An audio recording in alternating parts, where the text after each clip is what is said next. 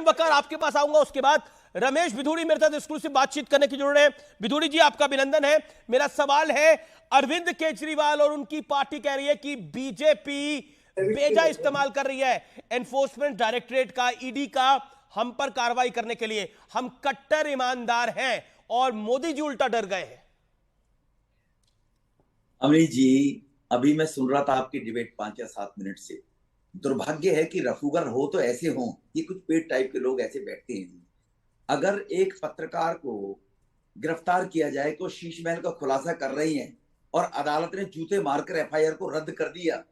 अभी बहुत हरिश्चंद्र बता रहे हैं पंजाब पुलिस को, ये वो क्या आम आदमी पार्टी ने नहीं किया था? नंबर 1। नंबर 2, 32 लाख रुपए का लेन देन संजय जी ने, अरोड़ा, दिनेश अरोड़ा जी जो मीडिएटर थे शराब ठेकेदार के, माफियाओं के उनके बीच में पुल का काम कर रहे थे, उन्होंने ये बात कही है कि केजरीवाल सिसोदिया से मुझे इन्होंने मिलवाया, रेस्टोरेंट 3 बजे तक खुलेंगे, उनकी शर्त थी दिनेश अरोड़ा की।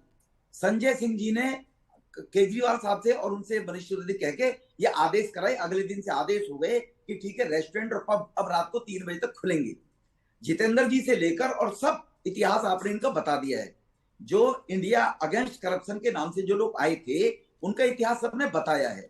अब ये चोरी में पकड़े जाएंगे तो ईडी दुरुपयोग कर रही है। नंबर 2, 5,000 रेड ईडी ने, सीबीआई ने पिछले 9 साल में किए हैं। 5,000, 1,50,000 करोड़ रुपया रिकवर किया है देश का। काला बाजारी, काला धन, भ्रष्टाचार का पैसा मोदी साहब आए इस काम के लिए थे। अब ये कहें कि 2024 में अपना कद बढ़ाने के लिए बार बार मोदी जी का नाम उपयोग करते हैं कि इनका कद बढ़ेगा कि लेकिन अरविंद केजरीवाल से हमने सवाल पूछा तो उन्होंने बोला हम कट्टर ईमानदार पार्टी हैं। शराब कांड में 1000 से ज्यादा जगह छापेमारी हुई है, छापेमारी में एक भी पैसा बरामद नहीं हुआ है। ये एजेंसियां बताएंगी। नंबर एक मैं और बता रहा हूं इनको, ये कुछ भी कहते रहे, इनका क्रेडिबिलिटी कैसी है। केजरीवाल साहब की भी 2 बच्चों की कसम खाई थी, कपल से बल से लेकर दुनिया चोर थी, उन्हीं के साथ है। मैं उस विषय में नहीं जाना चाहता हूं, लेकिन मैं इसे पूछना चाहता हूं, आम आदमी पार्टी के केजरीवाल साहब अगर ये कह रहे हैं हम कट्टर ईमानदार हैं, तो कट्टर ईमानदार तो डिग्री देखकर भी इन्होंने कहा था।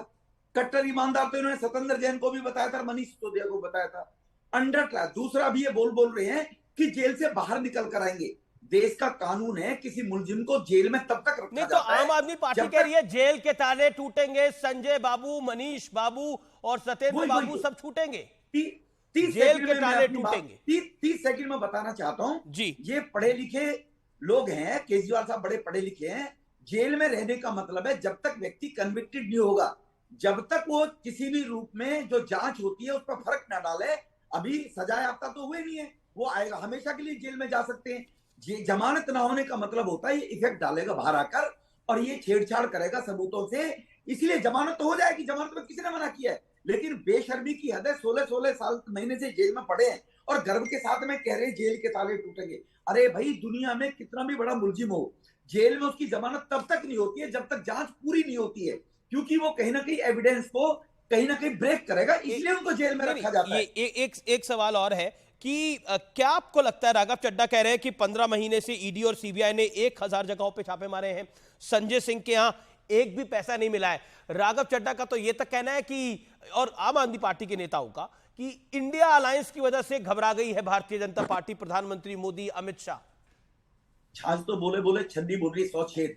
जिस राघव चड्ढा जी ने अपने मैंने उसमें दिया था, डिक्लेरेशन में दिया था राज्यसभा के नॉमिनेशन के टाइम कि 2.5 लाख रुपए के लगभग उसकी आमदनी है जी। 10 लाख रुपए के कमरे में वो 5 स्टार होटल में रह रहे हैं, 2.5 करोड़ रुपए शादी में खर्च कराए जा रहे हैं, 1000 पुलिस के अधिकारी पंजाब के वहां हैं, वीआईपी सिक्योरिटी देकर एयरपोर्ट से बाहर पत्नी को निकाला जाता है।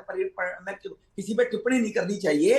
जो आदमी कहते थे सिक्योरिटी की जरूरत नहीं है, क्यों आगे पीछे चलती है, राघव चड्ढा जी बोल रहे हैं, वो बताएं 2.5 लाख का आपने एफिडेविट दिया था, पर बताएं उसका हिसाब दें, अब वो उनका पर्सनल मैटर है। अब वो शादी हुई, कितने करोड़ खर्च हुए, उन्होंने 2-2.5 लाख का आईटीआर फाइल किया हुआ था। वो सिक्योरिटी तो उन्हें पंजाब सरकार ने दे रखी है, वो सिक्योरिटी प्रोटेक्टी है, उनके साथ काफी सारे सिक्योरिटी गार्ड चलते हैं, वो सिक्योरिटी प्रोटेक्टी होंगे, उनकी जान को खतरा होगा। परंतु केजरीवाल साहब भी तो कहा करते थे कि जनता की सुरक्षा, नेताओं की सुरक्षा में सिक्योरिटी लगी रहती है, किस बात का डर है इनको, क्यों ये सिक्योरिटी में चलते हैं। अब ये क्यों सिक्योरिटी में चलते हैं, मैं पूछना चाहता हूं। मुझे कोठी नहीं चाहिए और मैं 55 करोड़ का शीश महल बनाऊंगा, तो ये इनका करेक्टर है, आपके सामने है, वो सब पूरा देश देख रहा है। और अब ये केवल बहस करने से या शोर मचाने से कुछ नहीं होगा। आप जो मीडिया जो दिखा रहा है वो तथ्यों के आधार पर दिखा रहा है, और एजेंसियां अपना काम कर रही हैं वो तथ्यों के आधार पर, सबूतों के आधार पर कर रही है। लेकिन मेरा एक सवाल है कि आम आदमी पार्टी इस पूरे ढंग से कह रही है कि ये काल्पनिक घोटाला है, ये सिर्फ बीजेपी के मन के अंदर घोटाला है, हमने कुछ नहीं करा है, अगर ये काल्पनिक है पूरा घोटाला। सौरभ भारद्वाज ने ये कहा, मैं उनको कोट कर रहा हूं। अगर काल्पनिक है तो 5% से 12% का आपने क्यों कमीशन बढ़ाया शराब माफियाओं का? आपकी क्या रिश्तेदारी थी? अगर काल्पनिक है तो 40 करोड़ रुपया आपने एयरपोर्ट अथॉरिटी ऑफ इंडिया ने एक कॉन्ट्रैक्ट लिया, उसकी टर्म्स कंडीशन में था सिक्योरिटी फॉरफिट हो जाएगी। एयरपोर्ट अथॉरिटी ऑफ इंडिया ने उसको एनओसी नहीं दी, उसकी सिक्योरिटी फॉरफिट होनी चाहिए थी। कहां गया वो 40 करोड़ रुपए, क्यों लौटा दिया गया? आप हमारे साथ क्या वो बिधूड़ी जी आप मेरे साथ बने रहे, मेरे साथ बाकी मेहमान भी हैं, मैं उनका भी रुख करूंगा, आप मेरे साथ बने रहे अगले 2 मिनट तक। लेकिन एक सवाल जो कि बार बार मेरे मन में है और मैं चाहता हूं मैं आपसे पूछूं, जो विवाद आपके साथ जुड़ा था, जो शब्दों का विवाद आपके साथ जुड़ा था पार्लियामेंट में, उस पर आप कोई सफाई देना चाहते हैं या कुछ कहना चाहते हैं?